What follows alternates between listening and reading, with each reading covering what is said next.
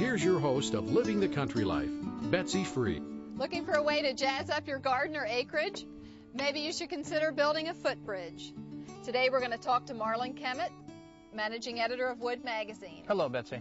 Marlon, you've built a few of these, haven't you? I built several footbridges over the past decade. When you first get started, what are some of the benefits of building a footbridge?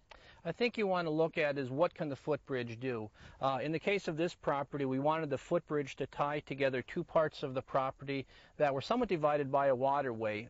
The water only runs through here after a big rain, but it definitely was dividing the property, and we wanted a way to tie the two pieces together. Plus, it was a nice functional piece to have good looks to it. Are there different styles of footbridges? There's numerous different styles. This one with the arch top and the arch bottom, a little bit more contemporary, but there are literally hundreds of different types of designs. A lot of people like to tie in a design that works well with their style of house or their style of landscaping. When you decide to put in a footbridge, what are you looking for on your property as positionning? A lot of it has to do with function as far as we wanted clearance on this bridge because a couple times of the year water will actually run through here.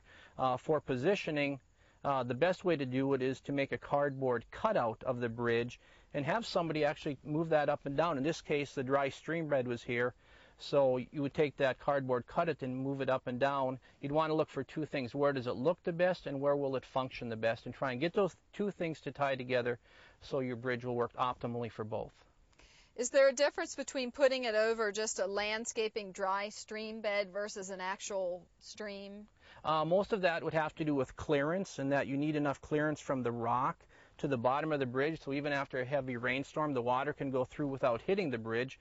The other is you would need enough span that after a heavy rainstorm, when you have water running through here, that the water isn't hitting the posts. How high of a clearance would you need?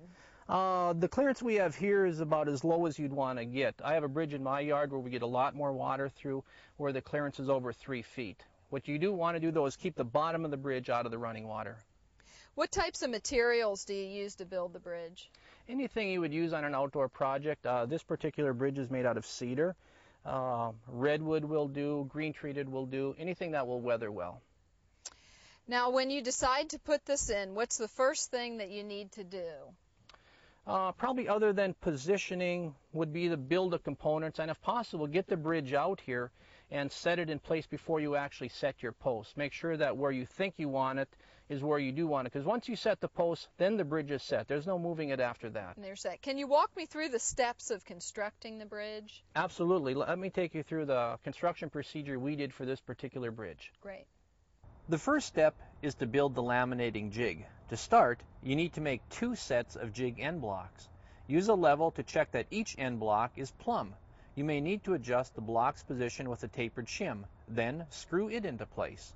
Next, you will laminate the beams. Place the 5 boards on top of the jig with a layer of glue in between each board.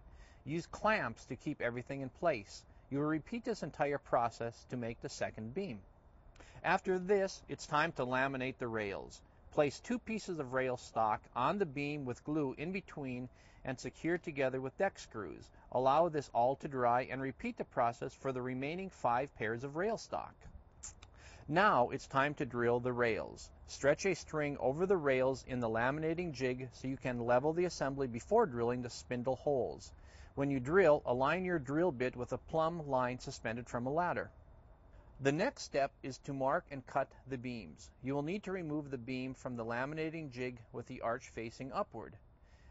Make a mark at each end cut line and the location of the end posts.